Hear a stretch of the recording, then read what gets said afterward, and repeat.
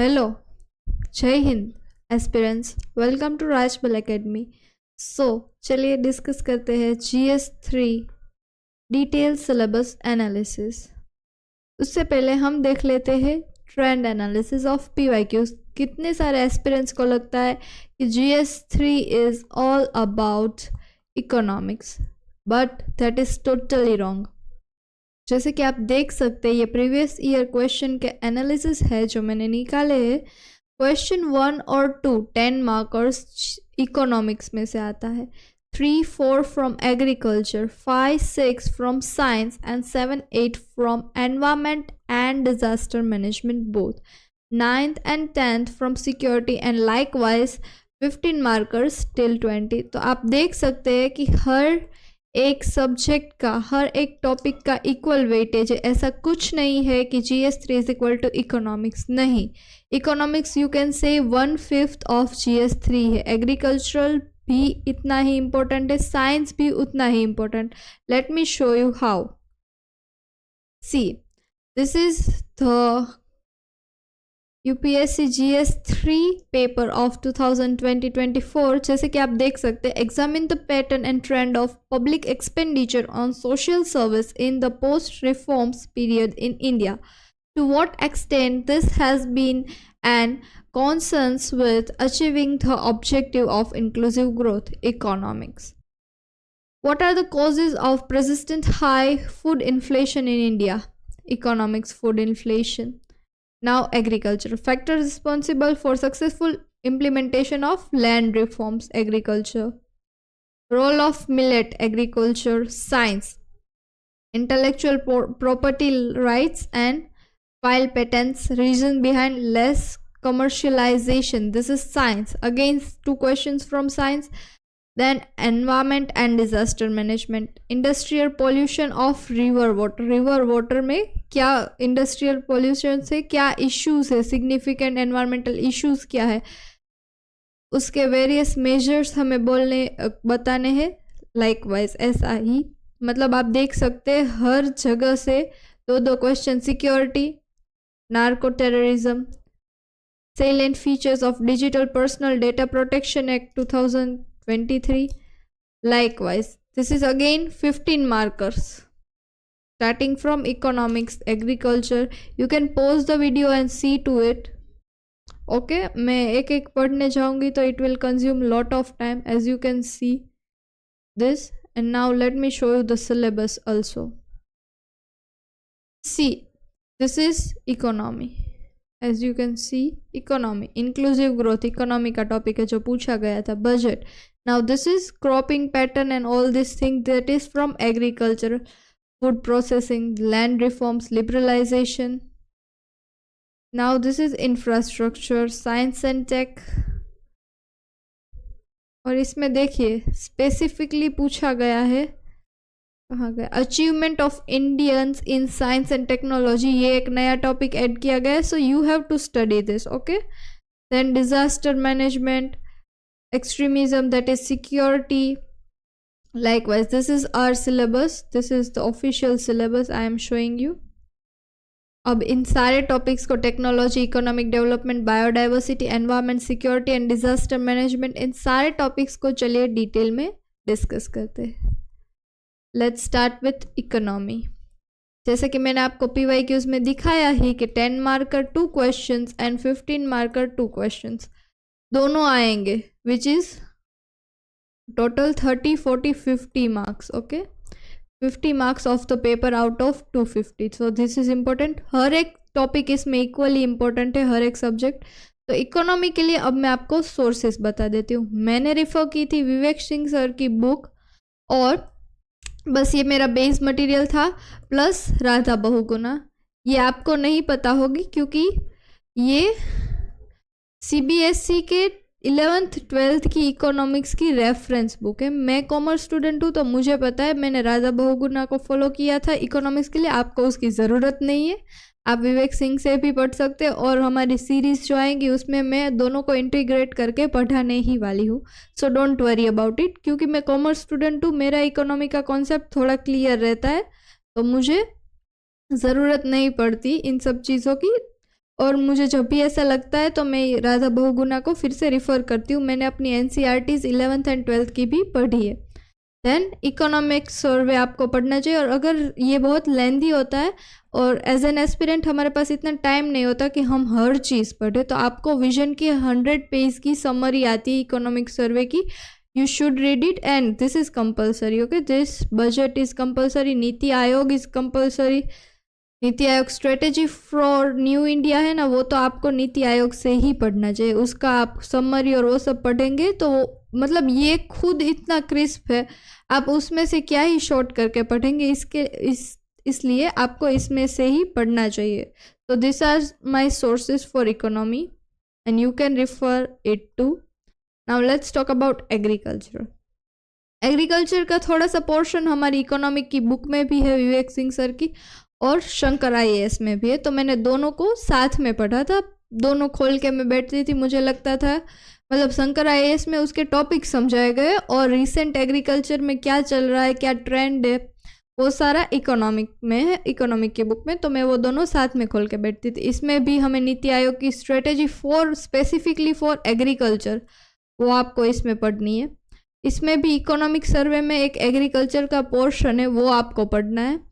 Mains 365 आपको देखनी है, क्योंकि करंट में एग्रीकल्चर में क्या हो रहा है, कौन से क्रॉप्स है, क्या कुछ हो रहा है, और इसमें यूज PYQ रिपीटेशन भी है। तो आपको ये ध्यान से करना है, क्योंकि ये आप कह सकते हो इजी टू स्कोर है, स्कोरिंग सब्जेक्ट है। थोड़ा टाइम लेगा और आपको स्कोर भी अच्छे खासे मिल जाएंगे। The next is internal security. इसके लिए मैंने अशोक कुमार सर और विपुल अनिकांत सर की बुक रिफ़र की थी। आप उसके लिए इंटरनल सिक्योरिटी के लिए जनरली कोई ऐसी बुक और ऐसा परचेज़ नहीं करता है, बट मेरे लिए ये टॉपिक नया था और मुझे ये थोड़ा सा हार्ड लग रहा था स्टार्टिंग में, इसलिए मैंने ये बुक परचेज़ की and this is very useful. You can go for it. अगर आपको कुछ आइडिया नहीं है इंटरनल सिक्योरिटी का, गो फॉर इट। इसने मेरे सारे कॉन्सेप्ट्स क्लियर कर दिए। आप ORF आर्टिकल्स भी पढ़ सकते हैं। ये ऑनलाइन आर्टिकल आता है, उसमें से आपको सिलेक्टिव रीडिंग करनी है इंटरनल सिक्योरिटी की, और ये एक हैंडेबल सब्जेक्ट है एंड डूएबल सब्जेक्ट है। क्यों? क्योंकि करंट अफेयर्स में जो हो रहा है, जो टेररिज्म हो रहा है, द एक्सट्रीमिज़म जो अभी करंट में है, उसी में से प्रोबेबिलिटी है कि आपको क्वेश्चंस आएंगे। 10 मार्कर में से ऐसा हो सकता है कि एक या दो ही क्वेश्चन है, but there is the probability कि उसमें आपको कॉन्सेप्ट में से क्वेश्चन है और 2 करंट अफेयर्स में से। एनवायरमेंट एंड डिजास्टर मैनेजमेंट, इसकी बात कर लेते हैं। एनवायरमेंट के लिए सब टॉपर्स आपको शंकर IAS ही रिफ़र करेंगे और आपको वही पढ़नी चाहिए, क्योंकि अगर आपका कॉन्सेप्ट, आपको एनवायरमेंट का कुछ भी पता नहीं, हमने पढ़ा होता है पहले पर हम भूल जाते, we tend to forget it because बहुत सारी नई नई चीज़ें हम पढ़ते रहते, सीखते रहते।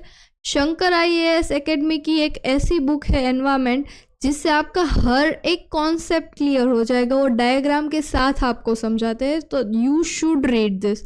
मेरे पास भी ये शंकर IAS की बुक ही है, मैंने वही रीड की है। एंड डिज़ास्टर मैनेजमेंट के लिए जो मैंने आपको बोला अशोक कुमार सर की बुक है, उसमें पीछे थोड़ा सा डिज़ास्टर मैनेजमेंट का दिया हुआ है, but that want be enough for you. तो मैं उसको सेकेंड ARC की 3rd report which is crisis management, मैंने उसकी जेरोक्स करवा ली और मैं दोनों साथ में पढ़ती हूँ। हम इसका डिज़ास्टर मैनेजमेंट की सीरीज़ एंड गवर्नेंस की सीरीज़ सुन लाने वाले, या फिर गवर्नेंस और एथिक्स की, क्योंकि मैंने आपको बोला था कि हमको दोनों साथ में पढ़ना चाहिए, तो मैं ये सोच रही हूँ कि हम गवर्नेंस एंड एथिक्स की सीरीज़ जल्दी लाएंगे। ओके, देन इंडियन जियोग्राफी जो हमारी NCERT की टेक्स्ट बुक है, उसमें हर एक डिज़ास्टर डिटेल में समझाया गया है, whether it is cyclone, tsunami, earthquake.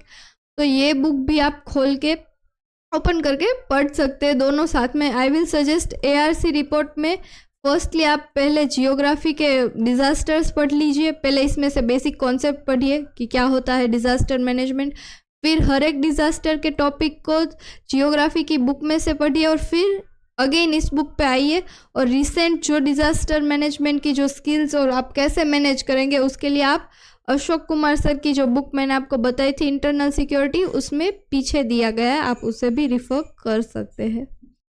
और हम सारी सीरीज़ सुन लाने वाले आप कोई कमेंट करके नहीं बता रहे हैं कि कैसा हो रहा है वीडियो, क्या लेक्चर्स कैसे लग रहे हैं, प्लीज़ मुझे बताइए तो मुझे भी पता चले कि मुझे क्या इम्प्रूव करने की ज़रूरत है।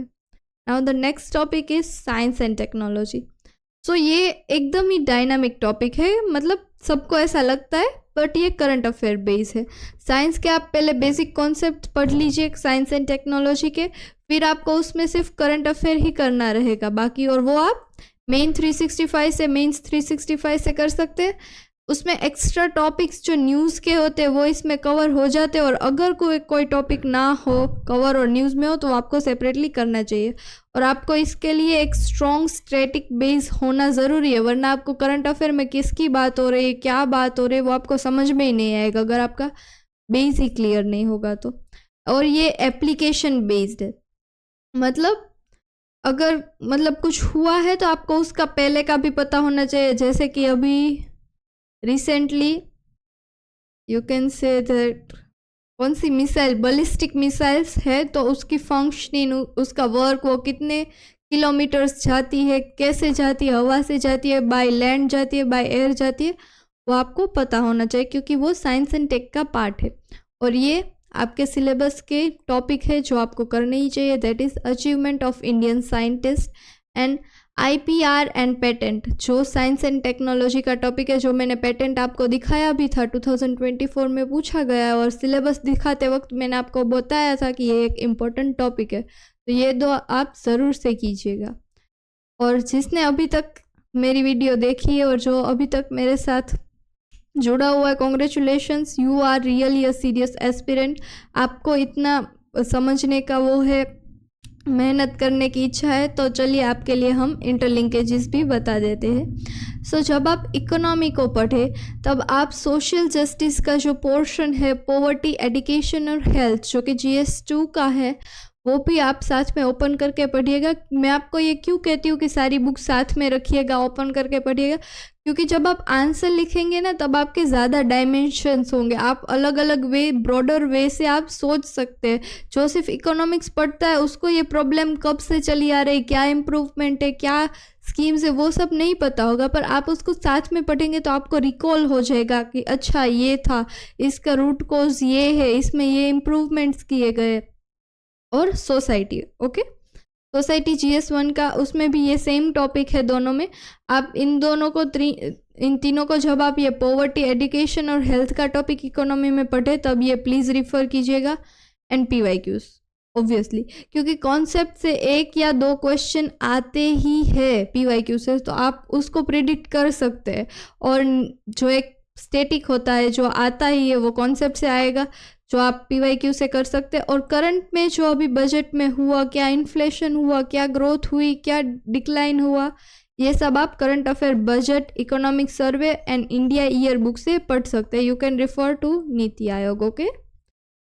ऑल्सो नाउ इंटरनल सिक्योरिटी, आपके IR, international relation of GS2 के साथ इंटरलिंक्ड है। किस तरह से, क्योंकि इंटरनेशनल रिलेशन में हम क्या देखते हैं, इंडिया के रिलेशंस ही तो देखते हैं दूसरी कंट्रीज़ के साथ, जैसे कि पाकिस्तान, चाइना, तो उसके साथ तो हमारी सिक्योरिटी प्रॉब्लम्स है। USA के साथ हमारी वेरियस ऑर्गेनाइजेशंस कितनी सारी कंट्रीज़ के साथ है, तो वो हम साथ में पढ़ेंगे, वो हमें साथ में ही पढ़ना चाहिए, क्योंकि आपको पता चलेगा कि ये कंट्री यहाँ पर है, इसकी और हमारे बीच में ये इक्वेशंस है, ये प्रॉब्लम्स चल रही है।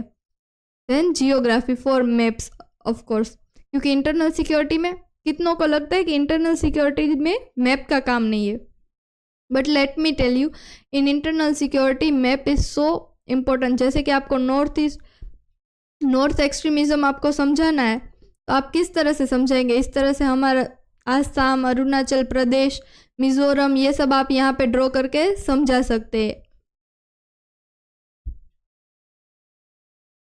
And if you are still there with me, then thank you for watching.